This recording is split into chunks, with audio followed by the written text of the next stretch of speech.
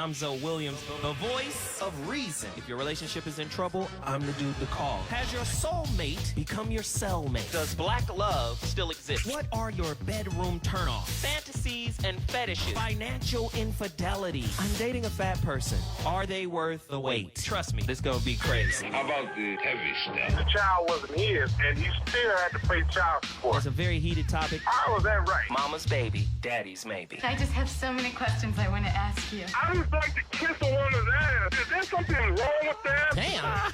He told me he had a vasectomy. I'm pregnant. Betrayal has been committed. Hit you with the bad pipes routine. How does he maintain his humposity? He likes it when it pinches my neck. Why can't you open up, brother? I'm a karate man. Karate man rules on the inside. They don't show their weaknesses. Yeah. How do you write women so well? Zoe Williams, Reason and accountability. the voice of reason.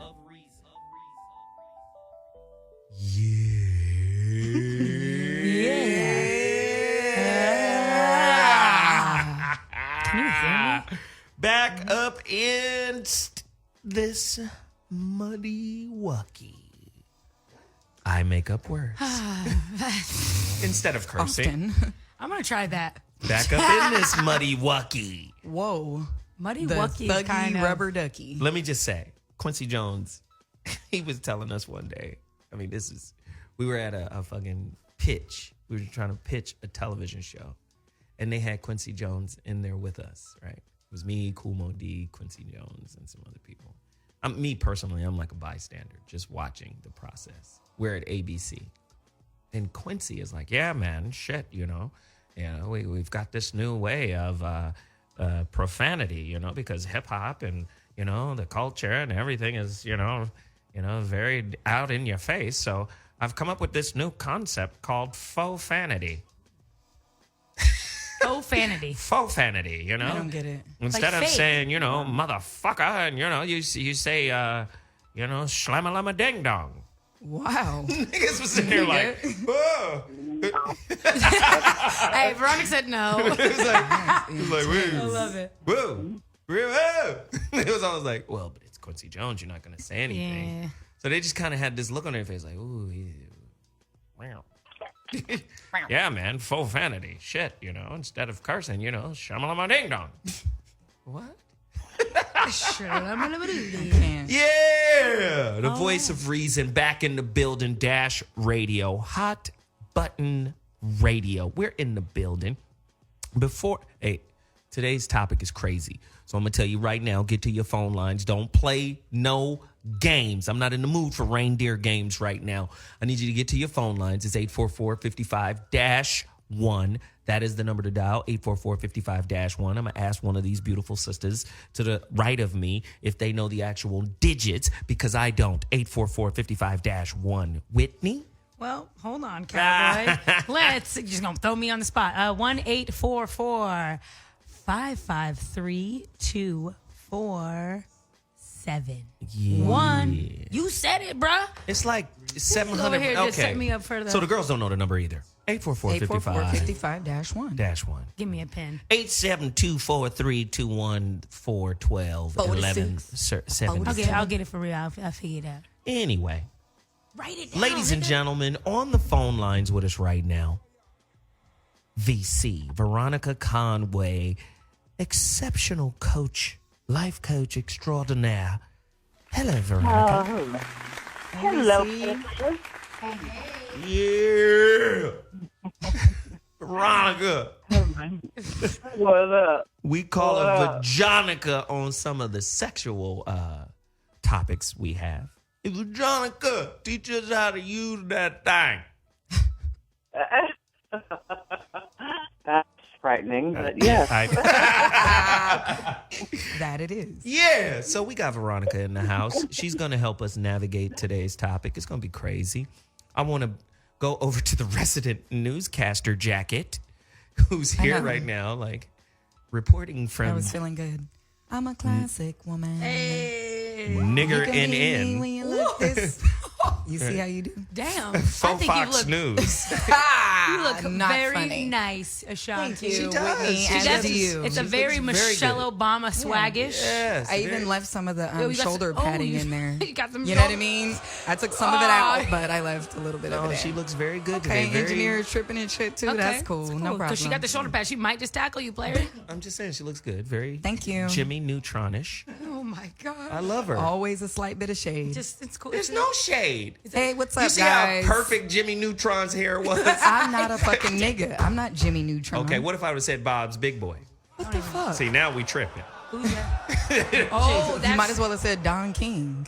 No, but you're looking very delicious. Thank you. I love it. Thanks, guys. That's Red Panda, a.k.a.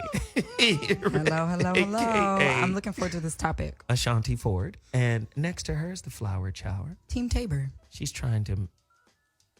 Whitney looks really pretty too. She does. I mean, I'm just She has looking the at flowers on. Her hair's all curled. What is that? What is that style of dress called where you don't have any straps? But Halter. Strapless. It's a halter. Right, old man. well, shit, I don't know. I don't know. What's it probably called when it doesn't have tube-top? straps? Strapless. I'm Strapless. gonna show you an old man. You understand? Oh, what? Huh? Wow. You understand I me, was girl? feeling real boho chic today. Yeah, boho. That's You the feel word. me? Yeah. I was feeling real like I don't know anything. peace, dudes. Flower child. I'm real chill. Fuck is boho? I don't know. Is that like It's hobo? like, it's like shortening bohemian. Yeah. Come on. Zoe will keep you cool. It's nothing. I don't know if you can keep me cool. And Zoe has on an MJ red leather jacket today. He got the fresh. Awesome. Where'd it go? The It's right He there. got the fresh. Whoa, there It's it is. fly, though. It's looking good. I'm about to post a picture in a It minute. really we look, is icy. You need though. to get feel on like- Periscope. We look good today. Right. You know what I'm saying? You Okay, can team. be when you look this Okay. VC's probably looking good too, all the way up good. there. ABC. Topic time. Get to it. Hey, man, this is a tough topic. And I'm urging you guys to get to the phone line because the topic is nuts. Fuck. I have to do it. The forgiveness double standard. When domestic violence, I mean, this is hard. The forgiveness double standard within domestic violence. A deeper look into familial violence, or what I call family warfare. When domestic violence happens at home between siblings. And we're going to focus on the forgiveness double standard. Is it easier to forgive an abusive parent, mother, or father than it is to forgive an abusive lover? Yee. Like, how do you keep loving a nigga? I mean, I think you know the answer. to like that. a parent or an uncle or fuck that has abused you, that has hurt you. It's a tough question, man. And, we want to deal with it sensitively. It's a tough question, man. This is why I call it the forgiveness double standard, because you don't pick your family, right? But you do pick your friends. But sometimes your relationships with your friends are deeper and more meaningful than your relationships with your family. When you move away from family, sometimes, unless you motherfuckers, you don't have very many cousins or brothers or siblings that you vibe with in the same way that you vibe with your homies. Yeah, man. It feel like family. It's like, by default, I'm down with you. And if the cherry on top is that we cool than a motherfucker, then that's great too. But when those kinds of relationships, when they hurt you, and I came up with this topic, man, because I talked about this before. My homeboy, I've known this nigga since we were 12, right? And when his baby mother, I don't want to call her a baby mother. I just think, fuck this. That's what she is. The mother of his child. The mother of his two oldest children. Okay. When I tell you this girl is tougher than oxhide, she tough. She kicked cancer's ass at least 5-6 times. Wow. Kudos to her. But she just recently passed. Oh. And she's young. She's our age. She's young. She just recently passed. But type of motherfucker with cancer with a cigarette in her mouth. Like, yeah, nigga, what's happening, cousin? Yeah. You know what I mean? Bugging. Tough. But at the same time, this woman put cigarettes out on his oldest daughter. What? I No, don't but just- get that So shit. this is what I'm saying. I want y'all to hear me. I want y'all to follow me now. That's crazy. She did that. I don't know for whatever reason why she did it. He would, the baby was young, whatever. No, the baby grown now. Baby grown now. But what I'm amazed at is when, you know what I'm saying? When mothers or fathers act out really fucked up, but the love that child has is in most cases almost always stronger than what they did. You understand what I'm saying? Like how that's hella, right?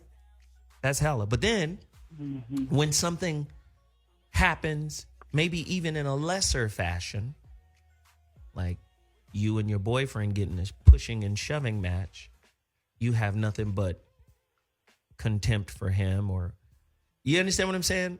Like, I just don't understand this process. First off, I believe violence is ubiquitous in the human relationship, in human interacting.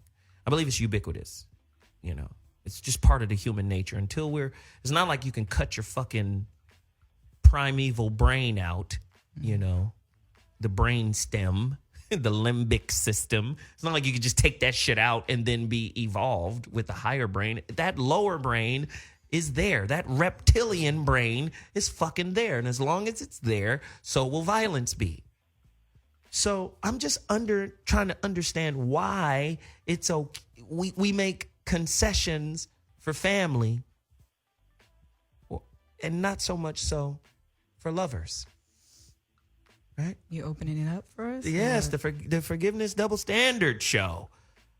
Domestic violence within the family. A deeper look at familial violence and warfare.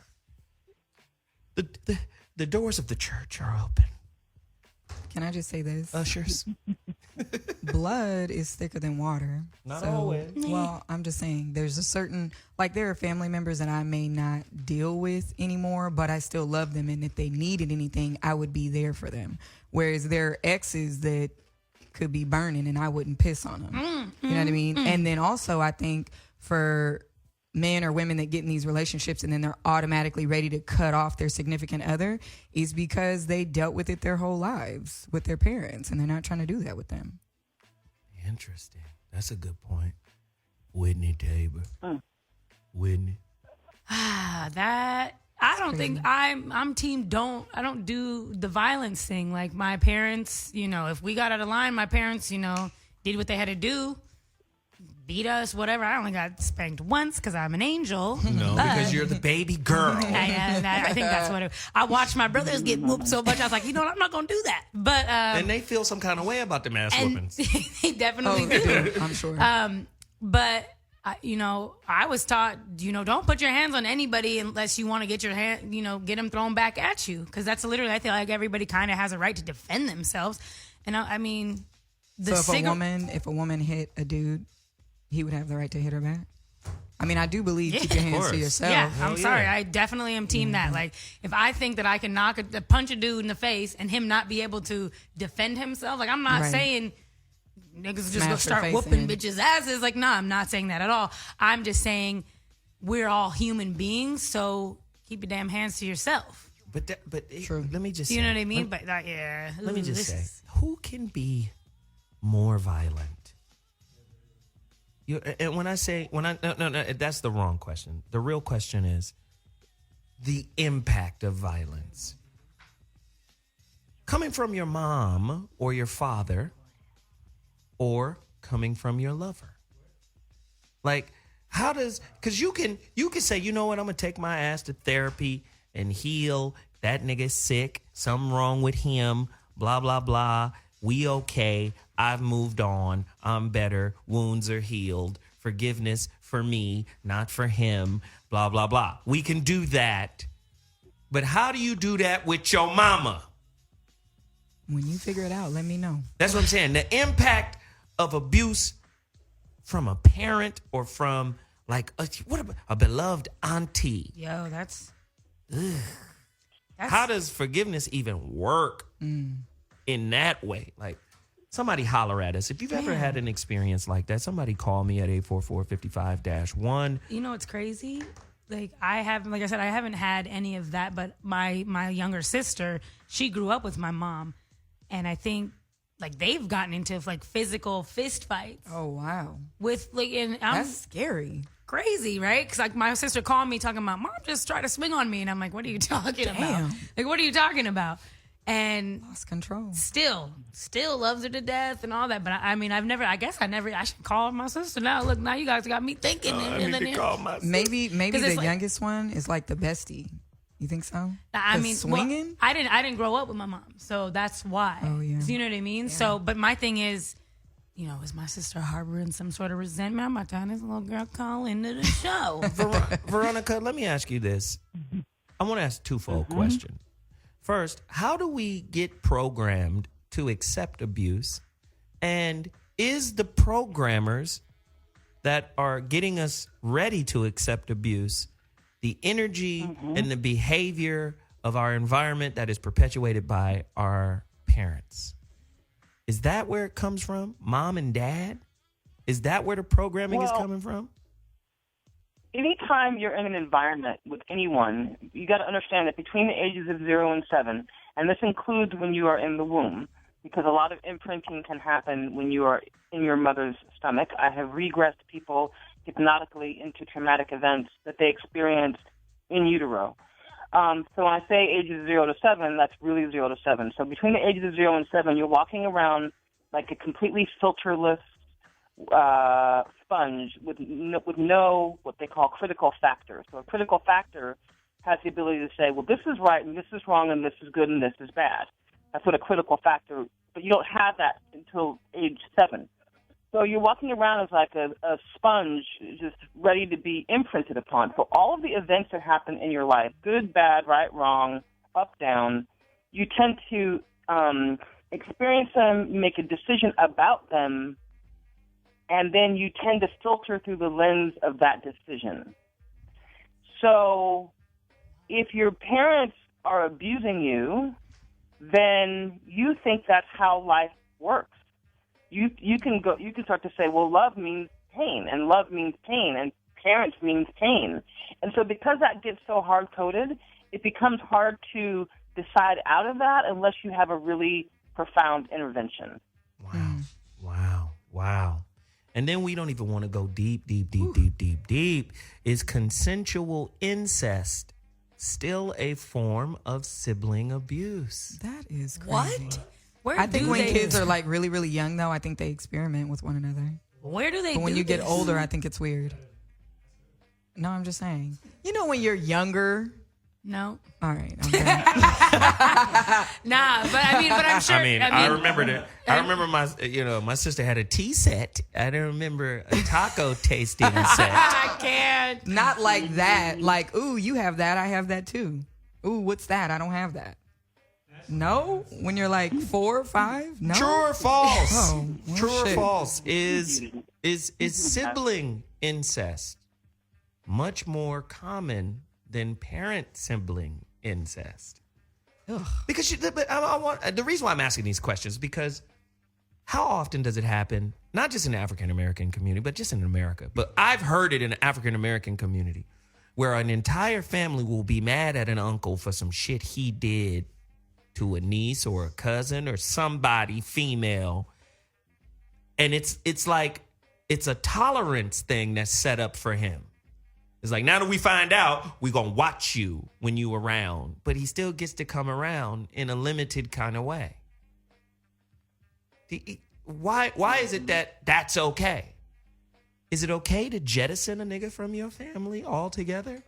Like let's get a family circle together and say, never again will you be allowed in the sanctum of this family. We revoke your DNA. We do that to boyfriends. Yeah. That's what that's crazy. I'm sorry. For me personally, I've never been in this situation, so I guess hard for me to comprehend that why anybody would allow anybody around their children that's abusive. Like that to me is crazy. And that, to me, if somebody were to do that, then you shouldn't be around your kids either. Because if you're putting your kids in harm's way and being like, well, blood's thicker than water or whatever, then you probably don't deserve. You're not a responsible parent, I don't think, and you might need to get your kids taken away because you're a creep. You're a creep. Like, you mean like pedophile people, or like, I mean, and but see, that's the thing is, where's the line drawn when it comes to? Because I know if I have kids and my brother is around and I'm not there to supervise my children, and if they do something out of pocket, I give my brother the okay to pop him if he needs to be popped. You know what I've experienced in different families? A lot of that shit goes on with like the great uncle touching someone's mom or aunt or whatever the case, and then they just never talk about it again. I experience that a lot in families.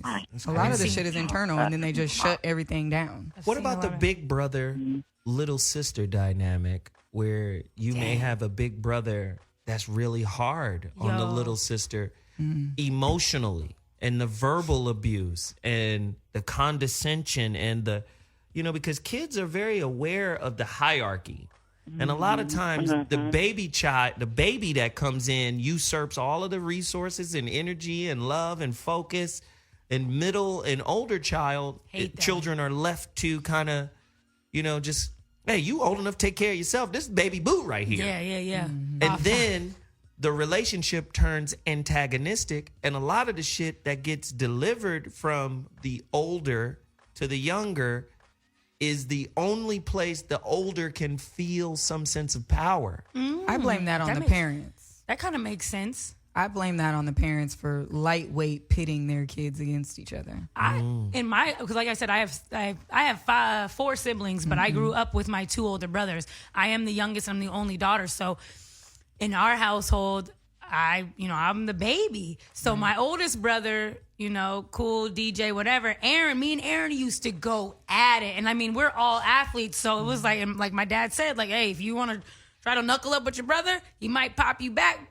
And you know what I'm saying? Figure it out. So me and my brother literally had a game which was called blow for blow, where I would hit him in the arm and he would hit me back and then be like, all right, we tap out. But man, there were times that I would just be like mad at Aaron and be like, you know what? I would yell for DJ like, Aaron used to go in on me, man. And then it would turn into, yo, don't be mean to the little sister, to the point where now oldest brother, middle brother are going at it. Like they're fist fighting. Because I was like, damn. And now I'm like, well, I'm over it, guys. I'm going to go play with my friends. See ya. And they're in the front yard scrapping. So, Veronica, I want to come back to you real quick because we got callers. Get to your phone line, 844-55-1. Veronica, let's talk about modeling. What are children modeling that kind of feed this violence and, violence as a means of conflict resolution? Because I'm going to tell you, I was in some fucked up situations when I was little. Violence and I are great friends. I have used violence on many occasions, to settle and handle shit for me, and that has been one of the great challenges of my life. So let's talk about modeling. Can you speak to that? Yeah. Well, I can do it in the form of a story. And there was a dude that I coached who was having really horrible hair trigger violent reactions at his job, and they couldn't figure out why he was doing that. Like he would overreact. He would just like snap at certain things that triggered him. So I regressed him back. I did what's called timeline therapy, and I took him back into the first moment when he decided to be angry. And it was a moment where he was sitting outside of his house, sitting on the porch, and somebody came into the house, shot his mother, and left. He went in, found his mother, saw a raid, went and got a knife, and tried to chase the person down the street to kill him. And he was a little kid. So what happens is when we have a traumatic event where something gets so hard-coded in our nervous system that we only filter for that, then what will happen is we'll tend to filter only for that when certain triggers come up. So wait. I need you to clarify for the listener, filtering. What is the process or the act or behavior of filtering? Right. So in other words, if I go out into we call it subsequent emotional events. So if this thing got me really angry and I went out of control, like really angry, then I'm going to say that that's the way life is. That's the way people are. Right. I'm going to frame that as my reality, and then I'm only going to look for things that match that. So the next time I got triggered into anger, I might see red again. And the next time I get triggered into anger, I might see red again. These triggers are all happening subconsciously, by the way. They could be different types of events, but you'll begin to filter for that. So I don't mean to get all, but that's actually the science. No, that's good. That's good. The way it works. Yeah. So when our parents are modeling violent behavior and we internalize it, then we tend to filter for that. We tend to look for reasons to abuse. We tend to look for reasons to be victims. We tend to look for reasons to be angry. We'll filter for whatever decision is that we made in that traumatic moment. And that's what runs your life, brothers and sisters, boys and girls. That's what runs your life. That's what's running Black life right now, is that dynamic in terms of us being oppressed and victimized, having those experiences, and now recreating that in our lives because of the way the brain works, because of the way we pattern. That's why we have to do that work to get out from our condition. Wow. Because we'll keep recreating the shit we'll just keep recreating it because it's now in our subconscious mind. Wow. Ashonti? The phone lines are already filling up as usual. That number to dial, 844-55-1. We got to cut to a quick break. We'll be right back. Hey, this is Zoe Williams, and you're listening to the Voice of Reason on Hot Button Radio. Man, I thought that Nas record was absolutely perfect, explaining today's topic. It's pretty great. Right? Like violence, man, it's in us. We're human beings. We're the most violent and destructive life forms on planet Earth. But parenthetically, we have the potential to be, the stewards of Earth, the nurturers of Earth. We have that capacity. How do we balance it, man? We got so many questions on this topic right now. Is forgiveness overrated? 844-55-1. No, I do not want you to answer. While I'm free. Right? Is forgiveness overrated? 844-55-1. When is it okay to never forgive? Right? When is it okay to never forgive a parent? Eesh. When is it okay to never forgive a boyfriend or girlfriend? I feel like everything in America is imbalanced, right? Our perspectives. There's no balance. There's no, center ground of things. There's just extreme right and extreme left. The middle is really not the middle, So my question is, number one, is domestic violence, whether it happens domestically inside your home with siblings and parents, or it happens outside your home with your lover, is that a sin that is unredeemable? Like, there's no comeback. There's no get back from that. But I do see that there's more get back when it's family. Somebody speak to that 844-55-1. That's what we're talking about today. The show has been framed. We need to get some folks in here.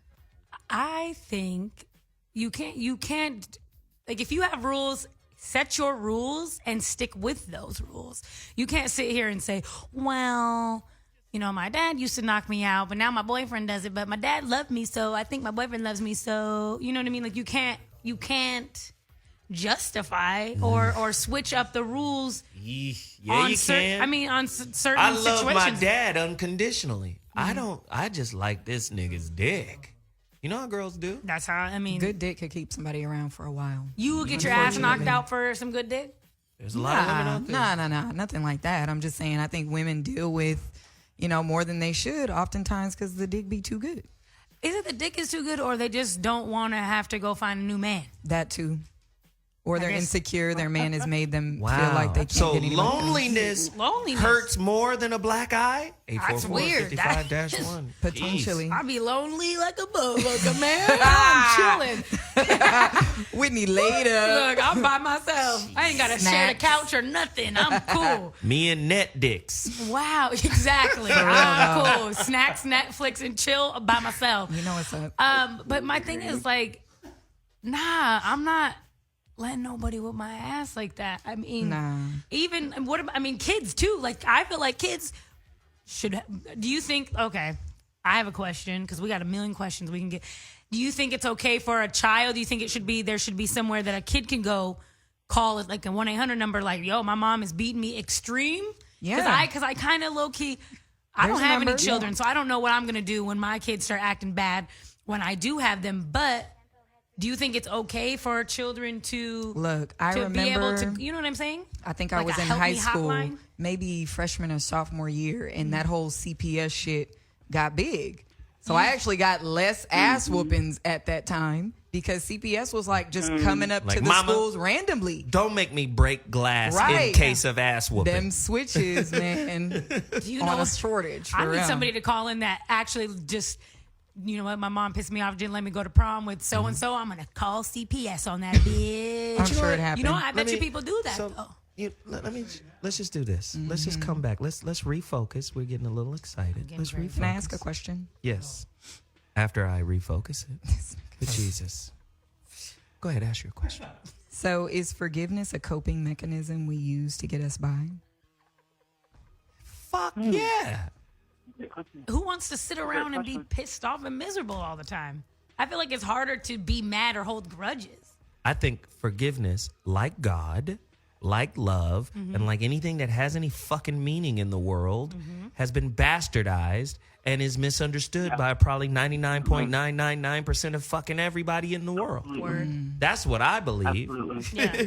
Right? So, thank you. Yeah, that's Thank you. Good. I'll be here Friday as well.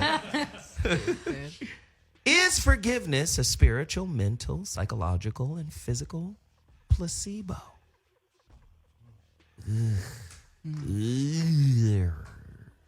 Get to your phone lines right now. I want to hear from people. We got everybody on the line right now that want to talk. I mean, Jesus. The phone lines are crazy right now. I want to get everybody in. Veronica, are you willing to work with some folk? Sure, as much as I humanly can. I mean, I'm not a domestic abuse counselor. I'm sort of now see, Veronica. What am I? I'm a subconscious hacker. That's what I am. That's what you are. And subconscious. Are you gonna hack some goddamn subconsciousness in here? Shit, take mine. If I can. Who want the inside job right now? Let's go. 844-55-1. We're going to New York, line 3. Let's move it. Yo, what up? You're on the Voice of Reason. New York, what's popping? Caller, what's your name? This is Zoe. Yeah, this is Zoe. Oh, what's cracking, my nigga? This is Monkey Bond. I want to say what's up to Veronica and the other two girls was cracking. Word. Yeah. I want to tell Zoe that forgiveness is overrated. Completely overrated. Speak on it. My father, he was a stay-home soldier. So anything he do, he thinks he completely right, even though he did nothing at home whatsoever. No job, no anything. Never went to school, nothing.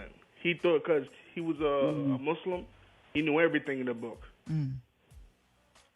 And as soon as I got older, and I told him stop beating us, he literally, I swear to everything I love, he kissed the floor and cried, I would never beat you again. You know why he said that? Because I was 6'2".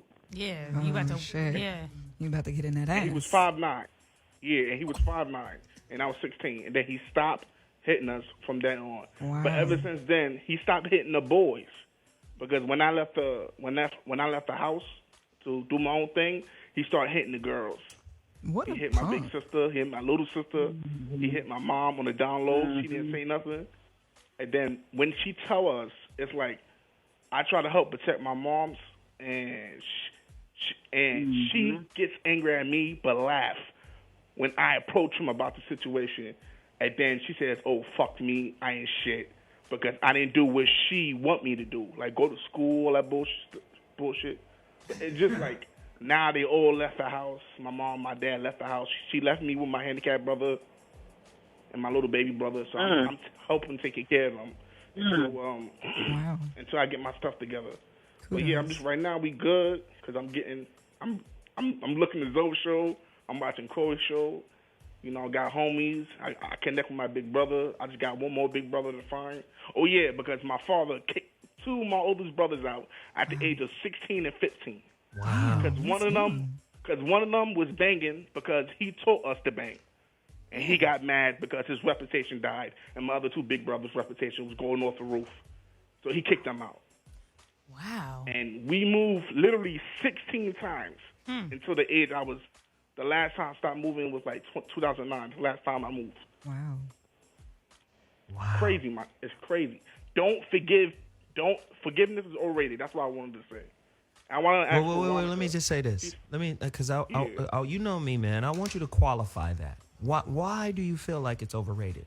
What is your definition of forgiveness that would lead you to the understanding to think that it's overrated? Say more. Because I said, to me, I say forgiveness is overrated because if you don't put nothing to the point where somebody can say, "Oh, he treated me a certain way, I learned something from it," I will forgive you. But if you didn't do any of that, I would never forgive you. There's no point. If all you did is shit on me and say, "Oh, I was here because I was here with no purpose. You didn't teach me anything. You did nothing," and then you just literally flat out and left. Like cold, like if you. No, this is big. Flat out and leave. This is big. Let me offer you this, bro. Have you ever considered, because just listening to the framing of your statements, it sounds like if you forgive him, you're doing him a favor. Yes or no? I'll say that I've been forgave him because he's still alive. But do you understand what I'm saying? He's good. I understand. But I'm saying you said forgiveness is overrated, and I'm trying to drill down to find out why you think it's overrated. Do you think it's overrated because from your position, forgiveness is doing something for him? Right. Giving him something, right? Letting him off the hook, yes? Yeah. But it's not. Forgiveness has nothing to do with your dad. Mm-hmm. It has only to do with you. Do you understand what I'm saying? Like a lot of this is why this is why I say forgiveness, like religion, like love, we misinterpret these powerful concepts. Right. Forgiveness has more to do with you releasing a toxic energy of negativity, anger, resentment, frustration, hatred, I'ma fuck you up ism, all that energy directed towards him. Forgiveness is really about you disconnecting yourself from even wanting to do those things and saying, you know, whatever is yours to, whatever get back belongs to you, it won't be on me to give it to you. I'm letting that go. I did that. You understand what I'm saying? Yeah. Cool. I did all that. Veronica, you want to speak to that? I just still have it with me because I would never, ever forgive it. You've done it intellectually, but what you can really hear and sense and feel is that you haven't done it emotionally because you're still triggered. Right? In other words, when we have really forgiven someone, and let me just really emphasize, when we forgive someone, it is not that we are approving or condoning their behavior, because we're not. It has nothing to do with our approval of their behavior. Forgiveness means disconnecting emotionally from because when somebody wounds us, it's funny, it creates like an energetic connection. Did he drop? Yeah, we lost him, but he can still hear you. Keep going. Keep cooking. Keep cooking. It creates an energetic connection, and it creates this entanglement. So when we forgive them, what we do is we detach the entanglement so that we are free and they are free to do whatever they're going to do. It doesn't mean we approve of them. But when we haven't really forgiven someone, then usually you can hear what you heard in his voice, which is charge and anger, and at least he's not dead, and and it's not reconciled inside of him. So, right. So the only problem with that is that it's running his life, not his dad's, not his mama's. Ooh. They may have done him tons of wrong, but it's running his life right now. Somebody said forgiveness is a coping mechanism. Somebody retweeted and was like, "Yeah, forgiveness is a coping mechanism." And I don't believe that. I don't believe that. Not real forgiveness. Right. Not real forgiveness. See, this is why I say forgiveness isn't alone. In the relationship dismount, I say forgiveness isn't alone. People think it's alone. What do you mean by that? Alone? Well, I will forgive you contingent upon you doing this, that, and the third. You can't loan forgiveness contingent upon behavior modification. That's just not how it works. This is why your relationships fail after somebody has done something and you say, well, I'll forgive you contingent upon this. Real forgiveness is unconditional, like real love is unconditional. And real forgiveness has absolutely nothing to do with the person's behavior modification. It doesn't let them off the hook. It doesn't say put yourself back in harm's way and kick it with them. It says this is for you, so you don't take any of this relationship debris into your next experience. Because if you leave it unreconciled, it's going to contaminate the next situation. A coping mechanism is a holding pattern that keeps you right here. See that brother right there? I love that brother. From New York, Monkey Bomb. Monkey Bomb. Yes, thanks for right? calling in. I love that brother. Up. But I'm going to say this. Dude, every day you wake up with hate in your heart for your father, you are conducting a spiritual, mental, and emotional ritual that keeps that anger in place. That's all I'm saying. Who wants to speak on this? Right? How many? Go ahead, Veronica, and then Whitney. I want to say one more thing. It's only a coping mechanism if the forgiveness isn't reconciled fully emotionally. In other words, if we say we forgive somebody, but we really don't, right? But we play nice around them. That's the coping mechanism, right? Okay, I do that. Right? Because it's not really the truth. So you're around them, you're sarcastic. It's the anger still. Like if we're playing nice, that's a coping mechanism. But real forgiveness means going down and literally redeciding the meaning of what those events are. Go ahead, Whit. Zoe pretty much said it. I was just going to piggyback off. Forgiveness, like you said, it's not about the other person. It's about you. But I kind of look at forgiveness as being like resilient. Like you can bounce back. Like, you know what I mean? From the bad, it kind of gives you almost low key like hope. You know what I mean? Do you really forgive someone when you forgive them? I really do. Like, hey, it is what it is. People mess up because I know how I am, and I know I've done people wrong, and they've forgiven me. So it's like I always go back to do what you want others to do for you. So, but that's why I always compare unconditional forgiveness with unconditional love. Right? Unconditional love is the highest form of love. I'd love you regardless. I don't give a fuck. Forgiveness with conditions will lead your ass to disappointment. Why? Conditions come with expectations, and expectations are designed to falter. Yes. Why? Because you're expecting something outside of yourself to reach a benchmark that would make you happy. Do you see that? Like, this is on you to do this in order for me to continue to forgive you. You already setting yourself up to lose. And people don't like be put in a box. You know what I'm saying? Right. Like, I'm sorry. I'm definitely one of those. If you tell me not to do something, I'm going to look at you crazy and be like, I'm going to do that shit anyway, just to be that guy. You know what I mean? So when somebody tells you something, if I go to my man and say, you better not do this, it's gonna, like, the triggers, man. It's gonna trigger. Anything that you say is probably gonna get triggered. Like, eventually, okay, she said that again. Right. How do you forgive a parent who has consistently neglected you? I don't even know in those instances if you consider forgiveness an option, right? Because you're just used to it, so you just figure that's what it is. But you know what it is? Like people tend to just love mom and dad anyway. Right. Well, and see, I even through that. I can speak to that. Like I said, my relationship with my mother is not the best. And my whole entire life, I've been kind of figuring out how to forgive her. Literally, and it comes in waves. I went to therapy.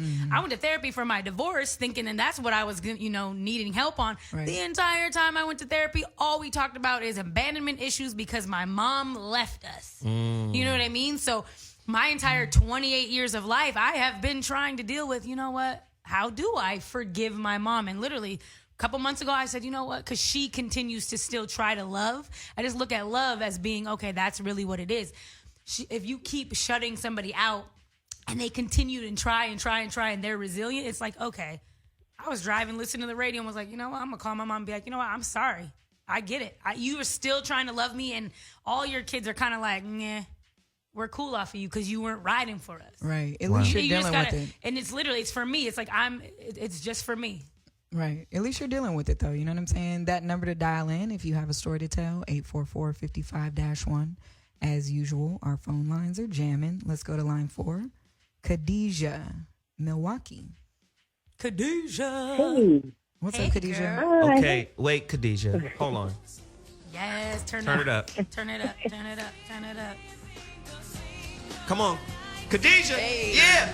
Yo, I know this Let's whole go. song. Oh, that's where this. Girl, what? That's where. Get your head up. What? That's right. You gotta fight it. Come on, Get it, DJ. Hey. This is my theme song, girl. Let me sing on. Khadijah. Let it play. Oh, we're turning it up. Okay, here we go. I'm sorry, Khadijah. We had to bring you in, right? All right, thank you. That was a good one. You know, crazy. You know that, don't you? Yeah, lady. Hey, Khadijah. Okay. Hey, how you doing, Ashonti? Good. And how you doing, Whitney and Veronica? Great. Oh, God, I'm glad I got in. Oh, but this is too deep. So I feel like you were just been listening to my phone calls for the last couple of days. This topic. Wow. Because it's too much. You know, oh, Lord. Okay. I was just, when you just mentioned that, you're talking about, you know, the forgiveness of the parents. You know, I grew up in a over-religious background, so I was listening to the brother that talked, you know, before, and that was just so, you know, I'm still in recovery from, I mean, my parents got remarried kind of young. Like, my father was like 20, my mother was like maybe 18. And so they stayed married for like 25 years. He was like a young minister, and of course, she was like, you know, first lady, okay? And he was also a preacher's son. So all this religious dogma that I had to witness, and not only that, so when having that happen and them being so strict, I think that, you know, it caused a lot of emotional damage with myself and my siblings. I have 6 brothers. I'm the only daughter. So my mother thought I was an extension of her. And I realized I had a lot of resentment for her because she was just like really incredibly strict on me, and where my brothers I thought were just like, you know, allowed to do, you know, so much more. So then my father, he converted to Islam. So then that split my family right down the middle. So now I had this war going on in my home where, you know, half of us, the younger, I have a brother younger than me, so we had to go to church after being in the mosque, and it was just a mess. So we had to stay in church, and then we would go to the mosque. And when my parents would fight, we would fight. And it was, you know, don't take my children to the madhouse. And I'm saying all this to say, as I stayed in church with my mother, what I noticed that there was a lot of people there that were just so, you know, to me, was just really, I'm just going to say it like this, crazy. Just crazy. The whole thing was just crazy. And I was made to stay there morning, noon, and night. So, of course, I developed all this resentment. And, you know what I mean, for my mother. Really, mostly. My father was so emotional. They both were so emotionally unavailable. It's kind of hard to, it's kind of hard to describe. I can't really even make a difference because but I do. If you would have to say, if I have to pick one and say who was I mostly close to, it would be my father. My mother was just like a tyrant, and that made it very difficult for me being the only girl. It took me a long time, and I'm still dealing with the anger from church people, and I think all the abuse that I encountered. Just being, and that's why I'm really uncomfortable with seriously religious people. And I had to really work through that. And in fact, I still have issues, but some days are better than others. But if I have to give an honest assessment, then I would have to say that about myself. I think that religion split my family right down the middle. It caused all of us to have a lot of emotional damage. But I think with myself, I think I had more of an outlet because I did do music, and as being a musician, I had a chance to use that as therapy. Wow. But as far as my relationship with my mother, it's I recently realized that she's narcissist, and to the point where nobody's life ever mattered except hers, and I didn't understand that coming up. But don't you still love your mother? Don't you still love her? I love her to death. See what I mean? There's a connection that I love. It's like I love her to death. I shouldn't say that word, but yes, I love her on a cellular level. You know what I'm saying? On a cellular, did you hear that? I love her on a cellular level. And let me just say this really quick, caller. Okay. Where there's conditions for love, there can't be a cellular level love. And I feel like when we're with, people outside of our family, it's too many standards, rules, and principles that prevent us from loving at that level. Like, you can love a narcissistic mother who was abusive, still love her to pieces, love her to death, but you can't do that with your dude or your woman.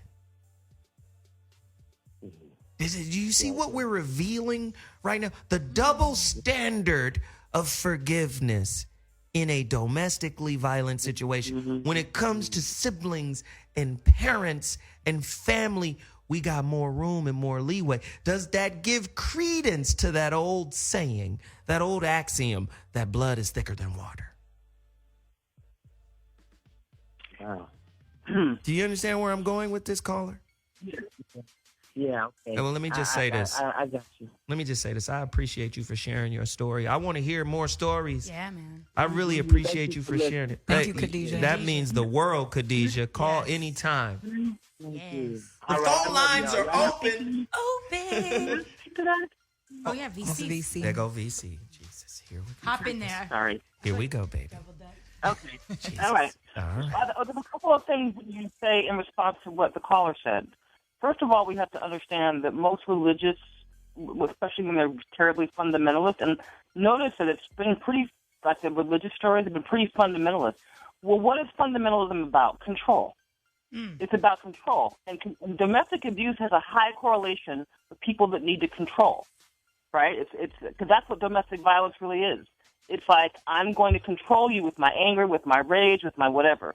So there's oftentimes a direct correlation between heavy-duty fundamental religiosity and control. The other thing, though, to speak to your question about why people forgive their parents, understand that at the subconscious level, when a child is born to the world and they're cared for by their parents, even if it's poor, you develop this subconscious relationship to your parents because they become your God, because your life is dependent on them, right? Your survival is dependent on them. And that's a very heavy, major imprint that's hard to really shake loose. Your survival depends on them. So you begin to placate whatever they do because of your fear about survival. At some point, the survival fear kicks into human beings, and they go, "Oh my God, I'm on my own. What if I can't eat?" That kicks in. So that's a very deep thing to unwind. So wow, that's big. That's big. And to speak to your control analogy, 60% of all domestic violence cases are perpetuated by police. Nobody want to talk about that. The guys out here, the bad apples, the bad seeds that are out here doing, police brutality on other people are pretty brutal at home. Oh, yeah. That's the stat. 60% of all domestic violence cases are perpetuated by the good cops. Good cops. Right. That image that, remember when you were little, what do you want to be when you grow up? The little boy, I want to be a police officer. I want to be a fireman. I want to be a nurse. Remember that? They were all good people. Yeah, man. Right? I want to be a plastic 60% right there. When you speak to the control issue, you got a lot of power when you got a gun. You got a lot of power when you get to police a neighborhood, a society, a culture. What makes you think you turn that inner police off when you go home? Probably don't. Damn. No, you beat the shit Probably out of your hard whole to. family. 60%? That's hella. Phone lines are jamming. That number to dial is 844-55-1. Man, I got a quick question. No. Not yet. Wait. Hold on that question. Go to the caller real quick. Yeah, because we got a ton of callers, man. Let's go to line 2. Joe, Houston. How y'all doing? Hey, we good. What up, Joe? What's happening? I think one of the things that sometimes is not brought up is sometimes abusive people have a support system. Say more. We might resent the person who's abusing us, but then we also resent the people who are allowing it. And one of the things about forgiveness is sometimes you got to forgive yourself of your ideals. Say it again. Sometimes you have to forgive yourself of what now? That was big. Your ideals. Yes. Yes. Speak. Where the church music? Because you preaching. Yes. Say more. Say more, Joe. Because we all are taught right and wrong, but at the same time, sometimes we put ourselves on a pedestal, sometimes too high, sometimes too low. And we're not just mad at the person who is putting us down. We're mad at the ideals that said, I should be better than this. And sometimes you don't take that responsibility to say, it's time to step up and do what I have to do to either end this situation or separate myself from it. Oh. Wow. Amen. He's speaking the truth. That's true. One other thing. As far as forgiving parents, we have an issue with that's very simple. Parents can get tough love too. Mm-hmm. You don't have to. Once you're grown, you don't have to punk out to your parents. That's what I'm saying. You don't have to grow some nuts and say, "Look, okay, I'm not a kid no more. This shit is not gonna ride no more." Yeah, man. We had an intervention. I have a choice for you to be around me or not. Yeah. Wow. Hey, man. I appreciate the call, man. This is a very, very meaningful topic Thank you, Joe. today. Good job. Listen, if you're going through it, if you've been through it, if you haven't had the conversation with your mama, how about that? If you haven't had the conversation with your father, if you haven't had the conversation with your uncle, or whoever did you wrong, whoever abused you, your brother, how do we? Why is it that it's just okay to just never speak on it? Yeah, what is that about? We're at the Thanksgiving table, This nigga, you so. right? And sometimes we do speak on it, but it's family, and like I said, you can't pick your family. But it can get violent between families. Sometimes. Off top. My thing is, they ain't going nowhere. So say whatever you gotta say. That's how my family. You mean is. in general, or I mean, yeah. Why not just say what you? Because look, you're gonna love them anyway. They're gonna love you anyway because that's the way families are set up, right? So why don't you be 1,000%? And if they don't like it, they don't like it. It is what it is. The elephant in the room. Wow. Is it break time already?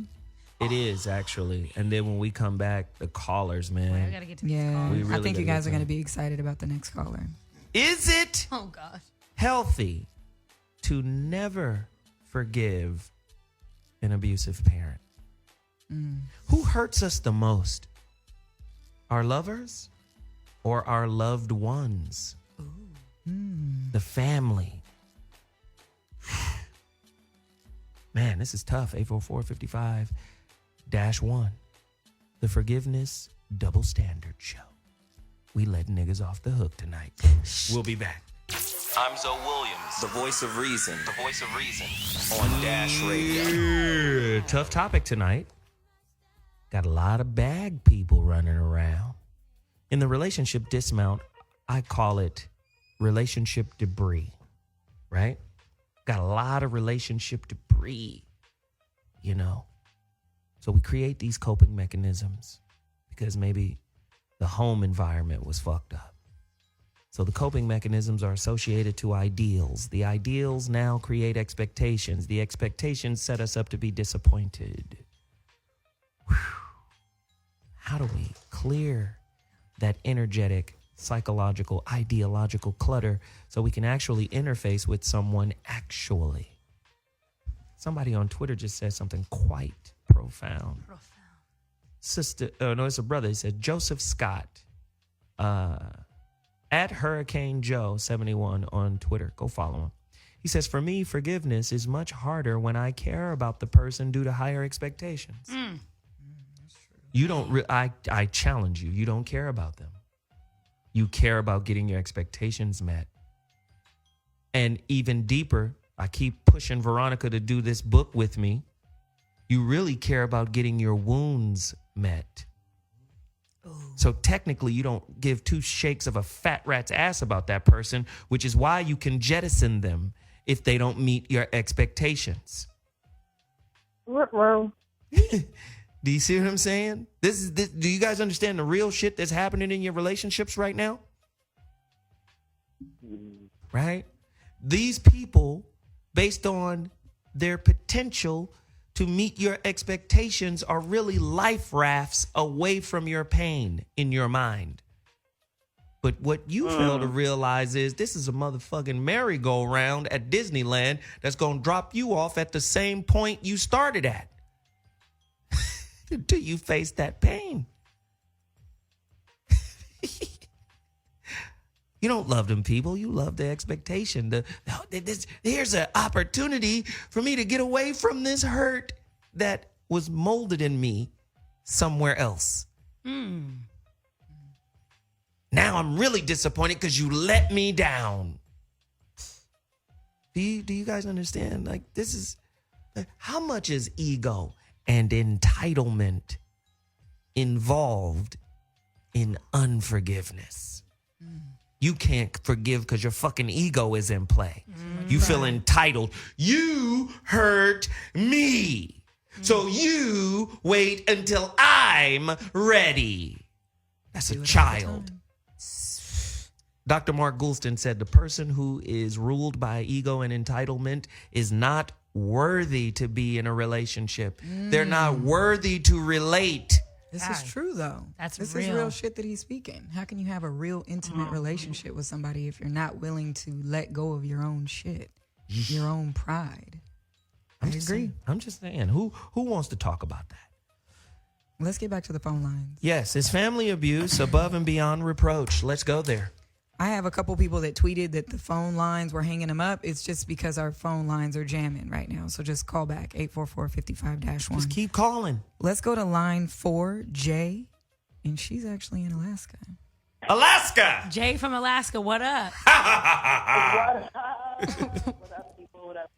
So, I've been listening for a little while, and I could go on and on and on. I just really have one thing to say.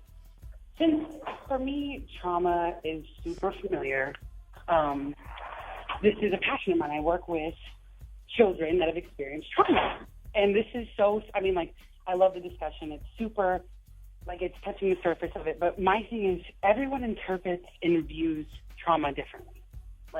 Not everyone develops PTSD. There's no formula for predicting who develops PTSD. However, there are known factors. But forgiveness is, for me, essential in order to manage your adult life. I feel like if you go through something when you're a kid, forgiveness sets you up for the world. Everybody isn't going to treat you like shit, but everybody isn't going to treat you like you're a prince or a princess. This world is pretty cruel. You know what I mean? It's just, I feel like when it comes to forgiveness, like I said, it's essential. It's essential for us to forgive. We're all human. None of us are perfect. it's something that I feel like, especially with parents, I feel like parents sometimes forget that we also have feelings too. They're kind of like, oh, you came for me, like you can take this, you can take this pain, you can take this, these problems, even if it's me going through it and I'm taking it out on you. Like I said, forgiveness teaches us a little bit about ourselves as well. It kind of teaches us what we can handle, what we can't handle. It's essential for me. Like, again, the kids that I work with, I try to explain to them that not everybody's going to treat you like you want to be treated, or none of us are the same. Not everybody's going to treat you the way that you treat them. Like, so it's just, I feel like two people can experience the same traumatic event and have vastly different responses. This is because responses to trauma is based on the interaction, the external events, the nature of the traumatic event, its duration, the intensity. There's so many factors that go into this. It's just, and not even talking internal factors. We're talking about health, childhood experiences, family beliefs, culture. Somebody was saying something about religion earlier. These are multiple forces that shape expression and outcome of trauma and PTSD. So forgiveness is something that is just super essential. I mean, it's going to teach you a lot about yourself. It's going to teach you how you're going to grow, how you're going to deal with people in the world, how you're going to deal with yourself. Sometimes these are internal battles that we're fighting. We're just unhappy with what we see in the mirror. A lot of the times people get done wrong and then end up doing it to other people. So forgiveness for me is essential. I'm going to say it again for like the 5th time. So it's important. Very important. We love it. We love it. Thank you so much. Good stuff. Thanks for calling, Jay. Hot monkey grease. Should we keep it moving? Yes, we have to. All right. Let me ask this question, though. Is it easier to live and deal with an abusive mother, father, or family member than it is to do so with a lover or spouse? 844-55-1. Let's keep it cooking. Line 2, Detroit. Oh, shit. Got me. Let's just play his music. Just let the music play. Let's just go. Here we go.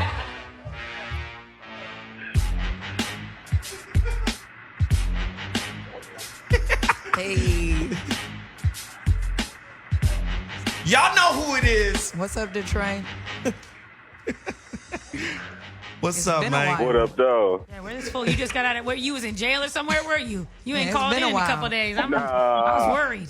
Yeah, I know. I be trying to tweet on the side. I just be so busy dealing with customers and whatnot, man. I just can't really sit on the phone. I've been moving out here trying to. Hey, man, get your paper, man. Better. You know how that go. Get your paper, bro.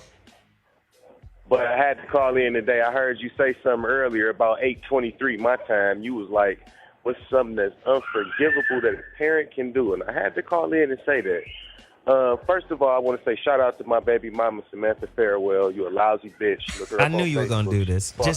Hey. But best behavior. But anyway, what I did want to say, though, is when you got two parents, and if both of them are at least able-bodied and want to be in the children's life, one parent shouldn't, as Zoe would say, shit on the other parent. And that's exactly what she's doing. Women who out there who got dads who want to be in their kids' life, and you stand in the way and you take pride in doing it. I think the worst things in the world should happen to you. And that's one thing that I wanted to say. I wanted to say a couple of other things, but I'm in this pussy-ass fire around all these niggas who lost. So we ain't even going to get into all that beating and raping. But I will talk to y'all later, and I love the show. I miss y'all, motherfuckers. All right. I appreciate it. Short and sweet. I like it. Like always. Let's go to line 1. Maurice, Georgia. What's up, Maurice? Hey, what's going on, everybody? Hey. Hey, what's going on? What's going on, Zoe? What's happening, fam? What's going on? How you doing, Miss Conway? Team Tabor. Yeah. My favorite. Red Panda. How are you, Maurice? Slurp, motherfucking daddy. I want to say this. I want to say this initially. I want to say this. I want to say, ugh. Man, the show is so deep, man, and so necessary. Secondly, I want to say forgiveness, man, is so essential to all forms of health, mental health, physical health, spiritual health. You know, it's like forgiveness is like, I was raised, I'm a country boy, and my dad's side of the family, they were raised on farms and stuff like that. You know, my grandma's brother, you know, he was the one that got his 40 acres and a mule and all that kind of stuff, you know, from his father and whatnot, whatever.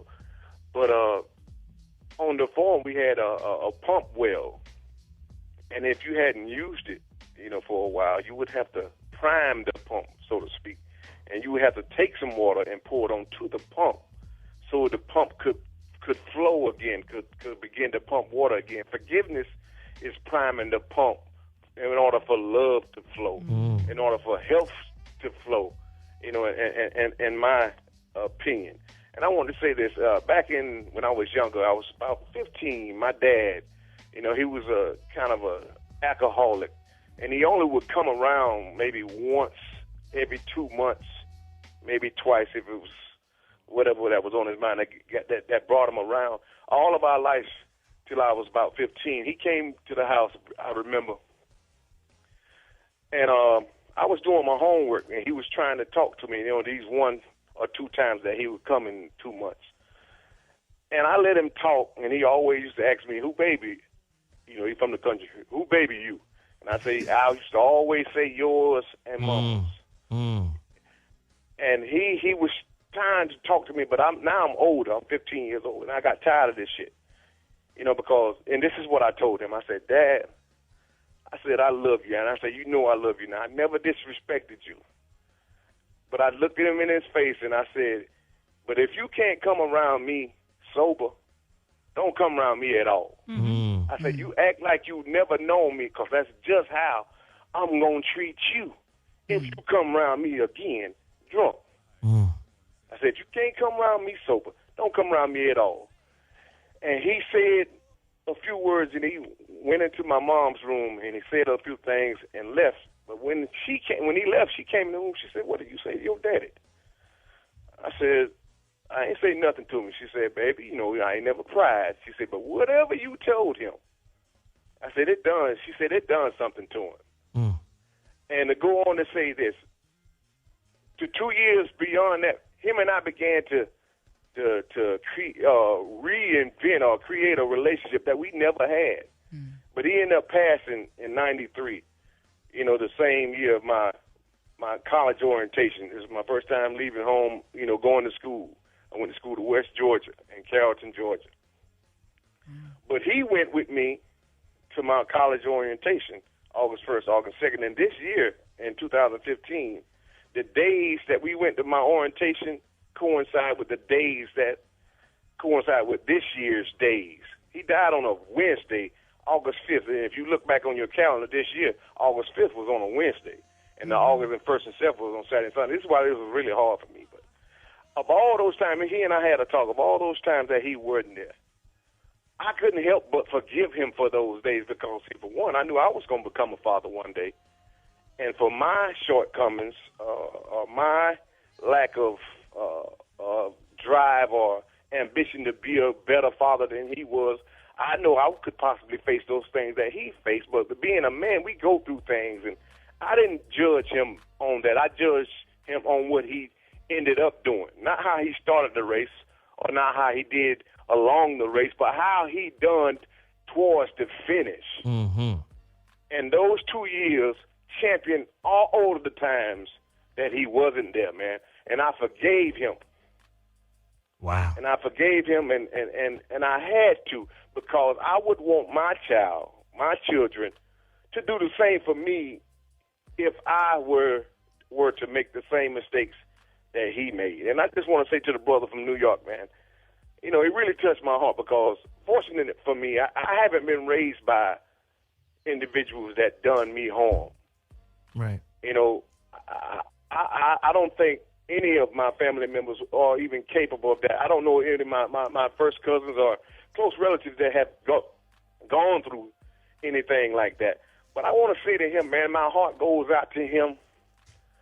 And hopefully before he ends this life's journey, man, please forgive your daddy, because it ain't for him. Wow. It's not for him. Wow. It's for you, man. It's for you And like I said before, it's essential to health.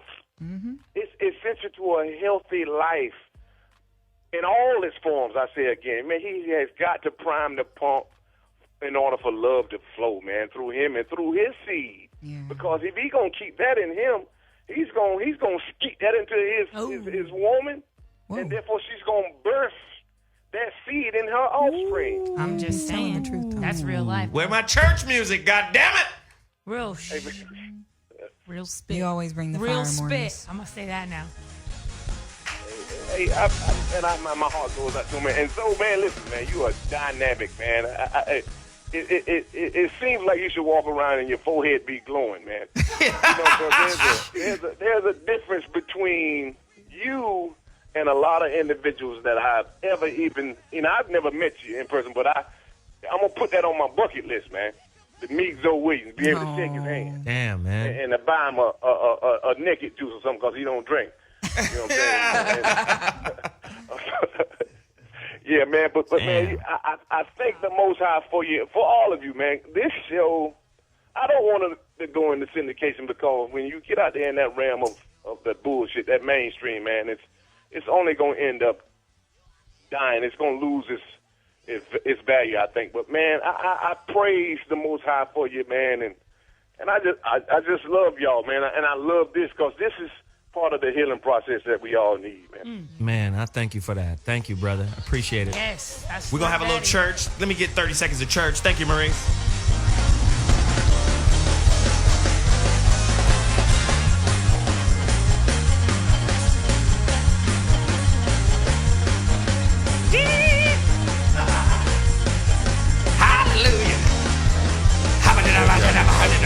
Church, we got this little saying that we declare and we proclaim at our church, and I brought in our own rock elders.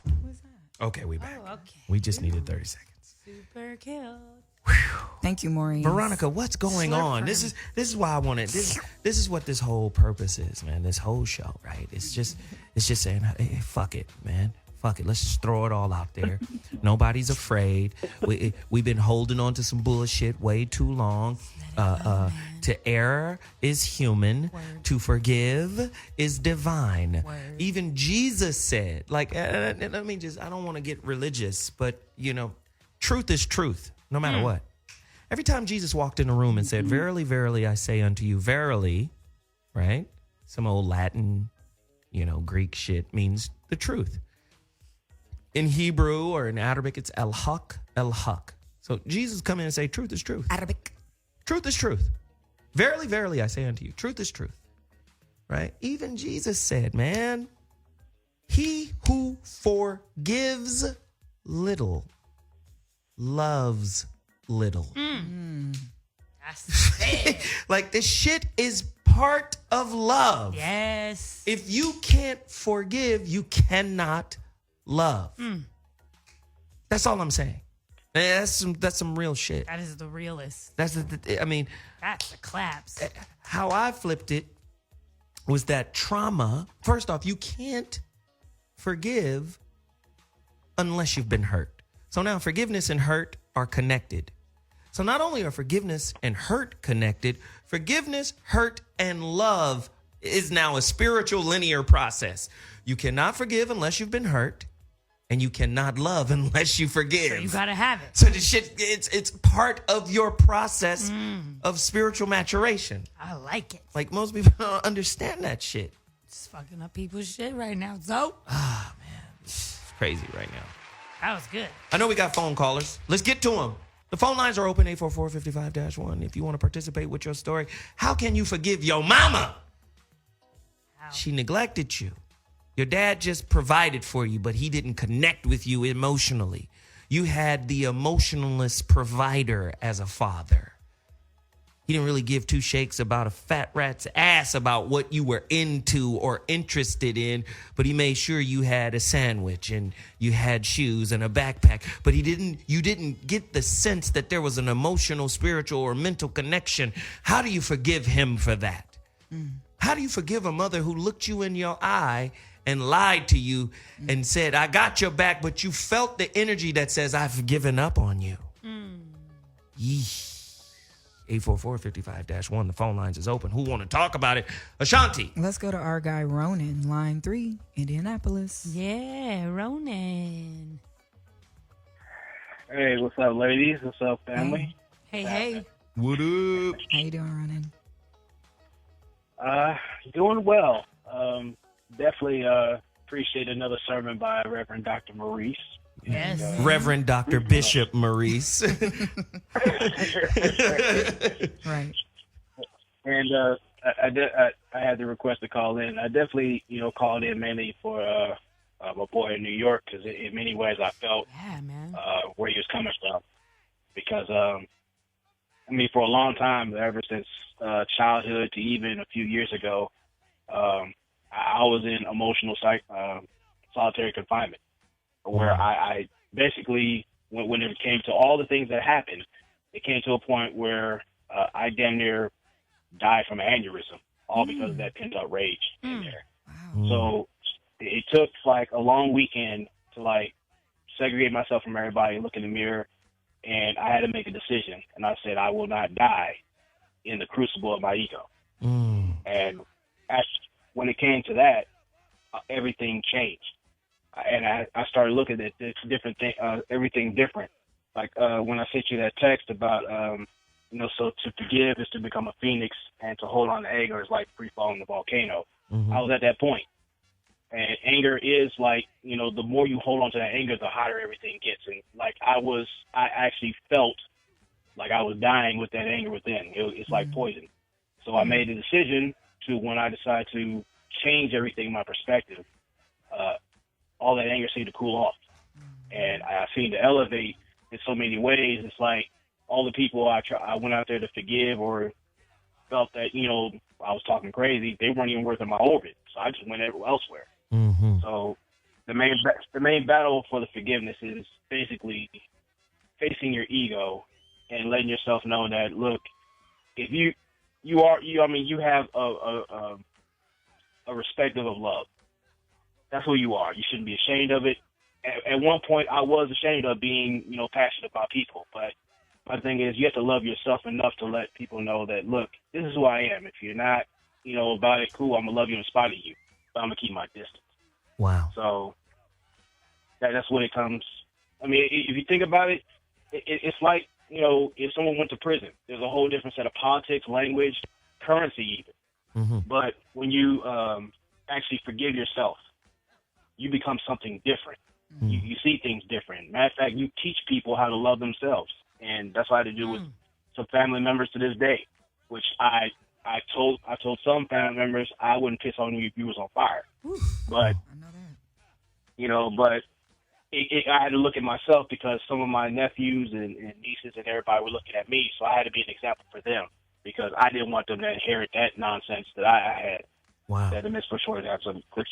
Sometimes we go through things in order to either not just evolve ourselves, but to teach others who need to be taught. Because some of the people who abuse you, they're hurt more than you are.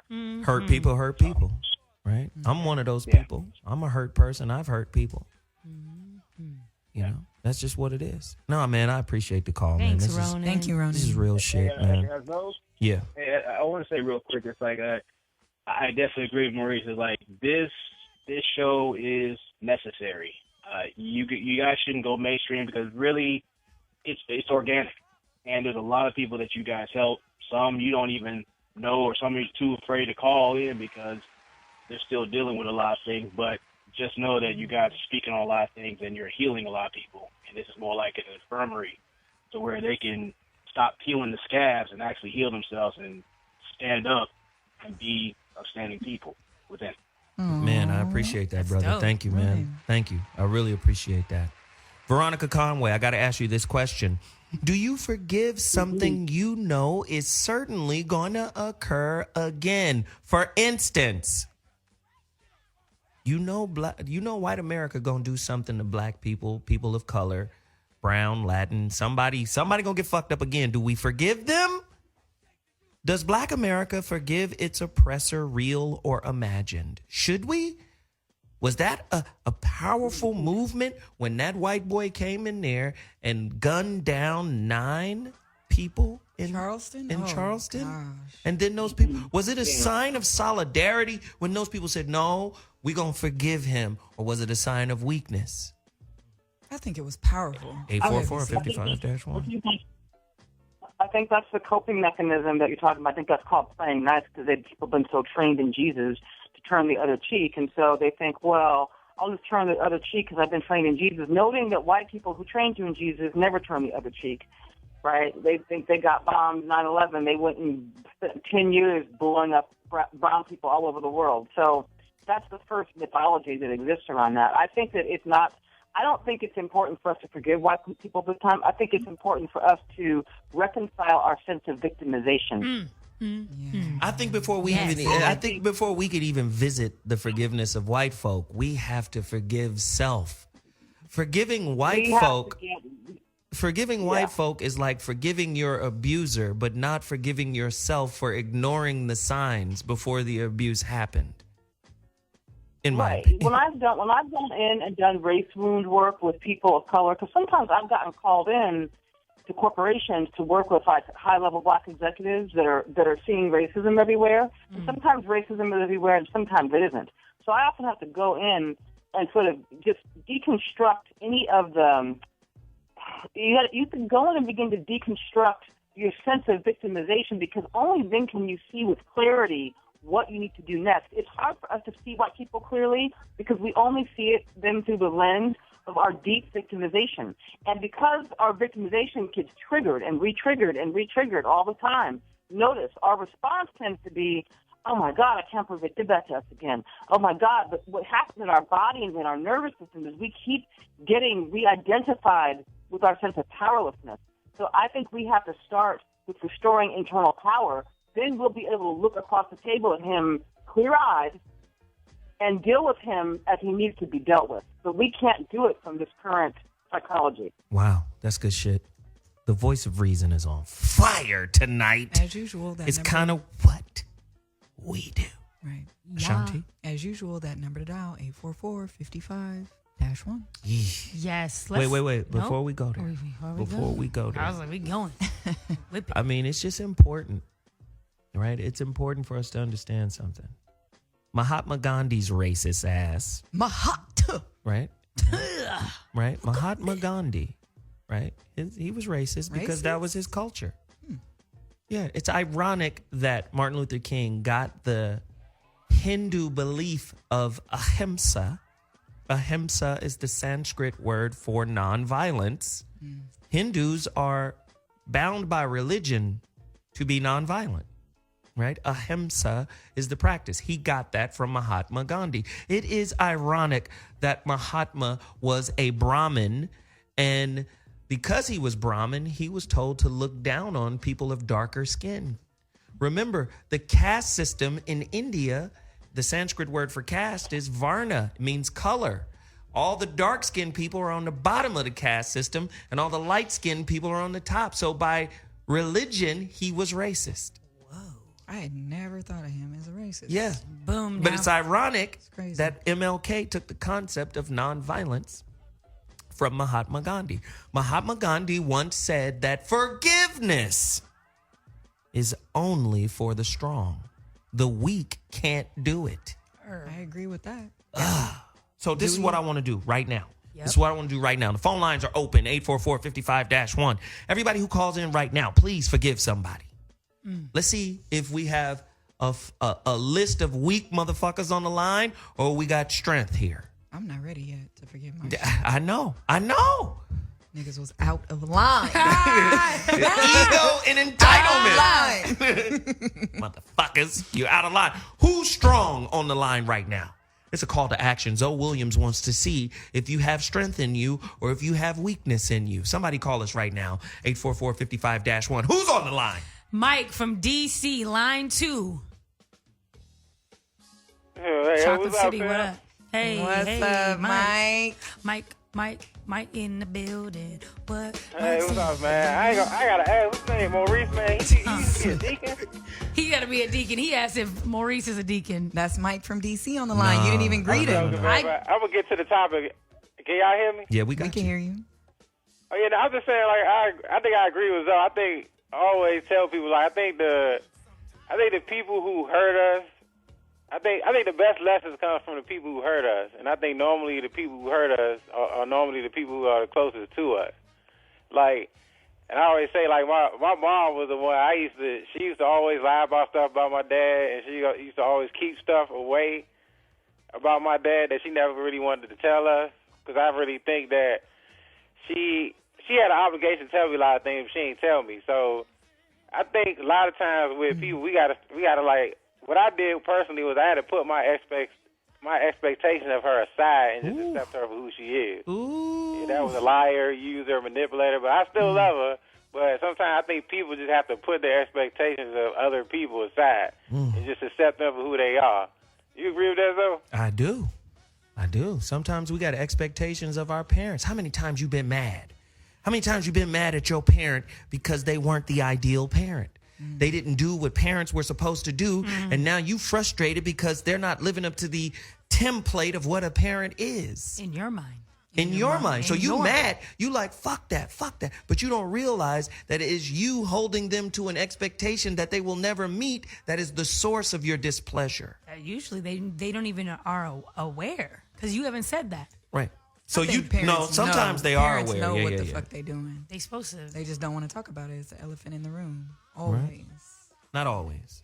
There are no absolutes. Y'all take it easy, y'all. Hey, man. Mike. Let's take it on down to Miami. Hustle. Line 4. You're on the Voice of Reason. What's up, Hustle? Hey, what's up, people? How y'all doing? Right. Good. We're good. We good, Hustle. Hey, well, your record, man. Hey, man. No doubt. Hey, man. Leo season. Oh! Every day I'm hustling. Relax. I'm sorry. We just turned up real quick. I'm sorry. Our bad. Wow. All good, man. All good. First, I'm going to forgive y'all for keeping me on hold this long. Oh, you know what? Appreciate that. Appreciate the love. Second thing, am I the only one who imagines Ronan like sitting in this house with candle lit? You so stupid. Damn. Crucible in my own, you know? Ronan? You know what I'm saying? It was heavy.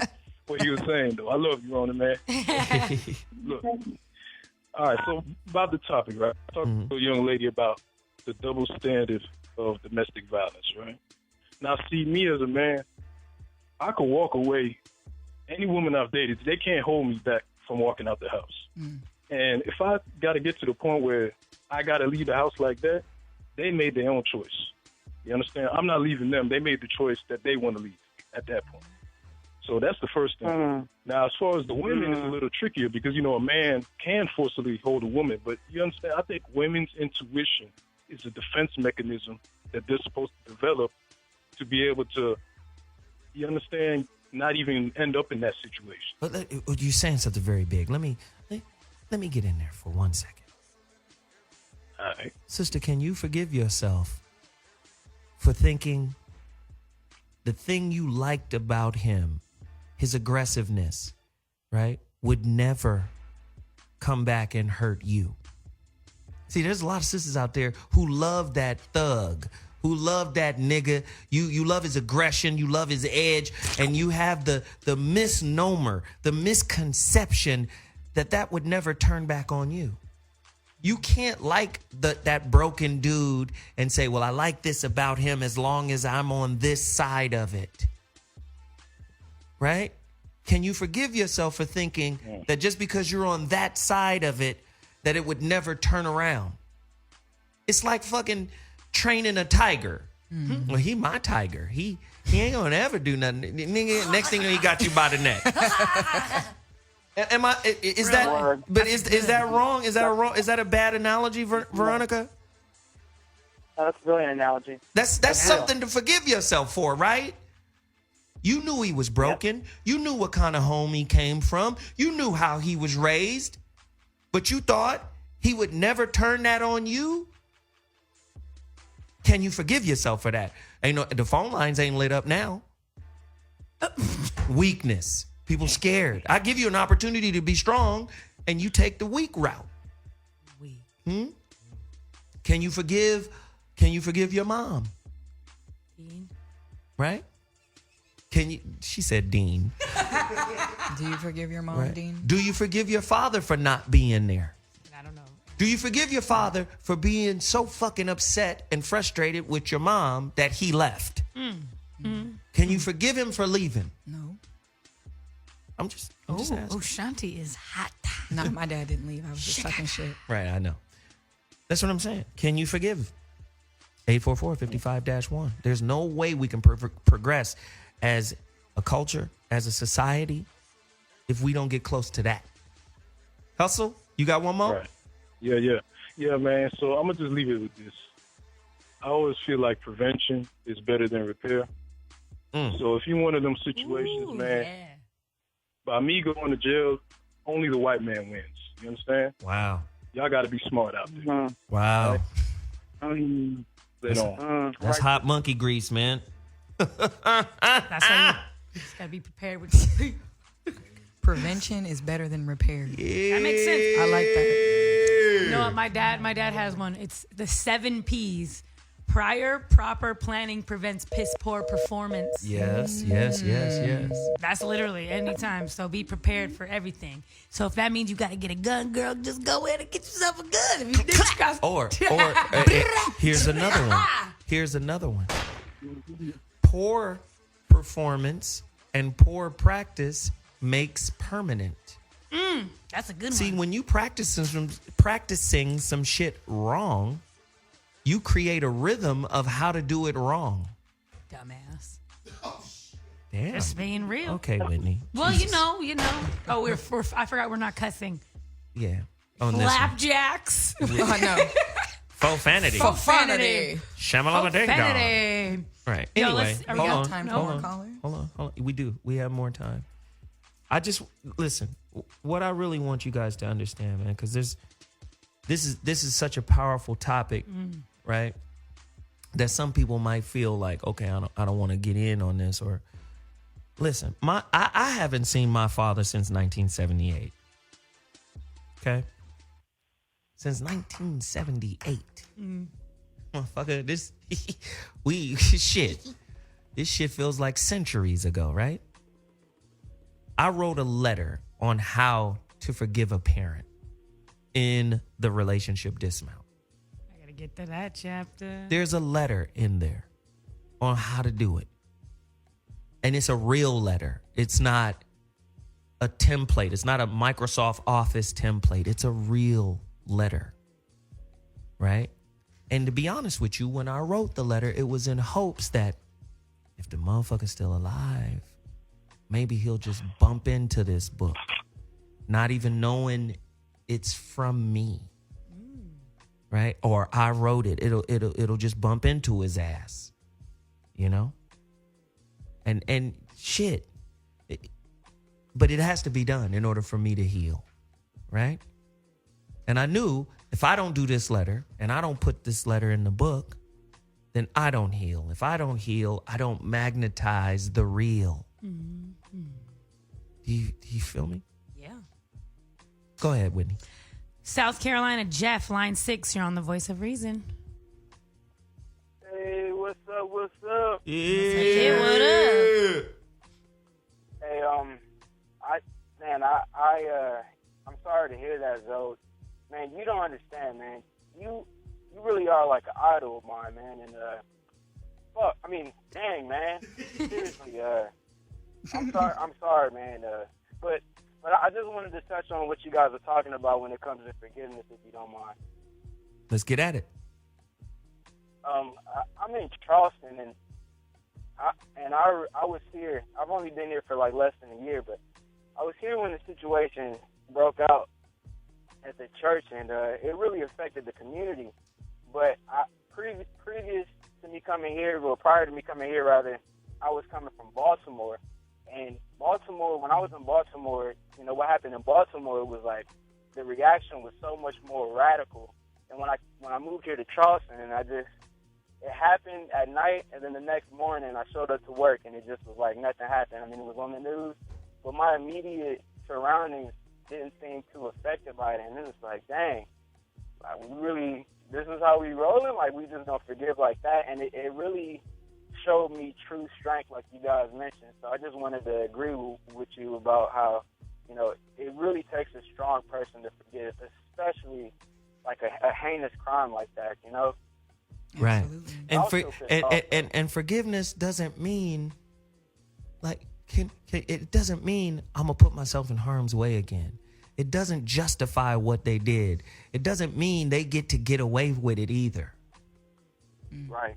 It just means I don't have to do it. Right? This ain't a kung fu movie. I must avenge you, teacher. No, sometimes the death of something is the birth of something else, depending on the intention behind what you're doing. But I don't want to go that deep. Let me just finish your call, brother. I just wanted to say thanks for all you guys are doing, and I keep listening, man, and y'all just keep doing it, making it work. Yeah. Next caller, let's run him. Let's run him. 30 seconds. Aaron from Dallas, voice of reason. You got 30 seconds, boo. Get with it. Line 2. Hey, what's going on, y'all? How y'all doing? We all right, brother. Are good. That's good. Speak on it, man. Well, I'm just calling. I heard what you said about the question you asked, can we forgive? And like you said, though, you haven't seen your father since a certain time. I've never knew my real father at all, period. And I'm able to, you know, forgive that. And I made an oath to myself that if I were to, I don't have any kids now. I'm 35 years. I don't have kids yet. But I told myself if I ever have children, I would never do what was done to me. Like, I don't care what me and the mother have going on. I'm going to be a parent to my child's life no matter what happens. Just on the fact of what I've been through. And I don't want nobody to go through anything like that. That stuff hurts. Like, it hurts not having a father taking you to play ball and teaching you how to be a man and, you know, things like that. It's a lot. It's a lot. So you spoke the truth. Hey, man, I appreciate the call. Thank you, brother. Thank you for calling. Anybody else want to squeeze one in? Let's get one more. Let's go. Shawnee from New York, line 4. Hey guys. Hey Shawnee. Yeah. I know we're running out of time, so I'm just going to make this quick because I have a number of people that I have forgiven. But I'm going to say that I forgave the man that raped me when I was 18. I forgave my mom for the hurtful things that she ever said about me and the things that she did to me. I forgive my twin because it was almost like they ganged up on me at the same damn time. I forgive my dad for not being there. I met my biological father on my 30th birthday, and it was the best thing that I could have ever experienced. And I wasn't mad at him. I just wanted to see him, you know, and just meeting him. I haven't seen him since, and I haven't spoken to him since, but just meeting him was like the best thing ever for me, and it really helped me to get self-confidence in myself. So to me, I feel like everything that I've overcome with my mom and my twin and personal problems, if I could overcome that, I could forgive anybody else in this world. So those are the people that I have forgiven.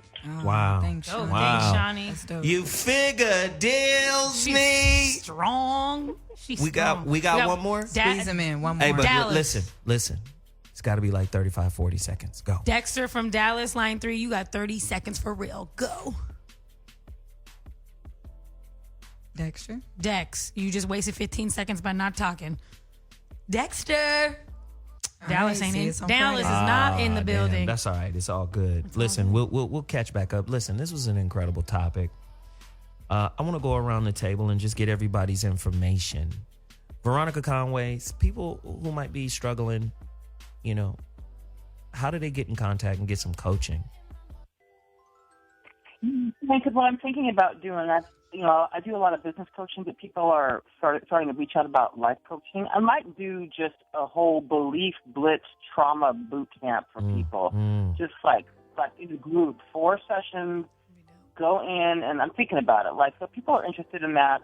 You hit me up on email, and if I have enough interest, I'll do it. It's VeronicaConway.com, and I would just go in just hard with like people's deepest wounded places, and I would just reprogram it, because you can go in and yank that stuff right out of your psyche so that you are not at the effect of it anymore. Okay, so, cool. Perfect. Good stuff. VeronicaConway.com.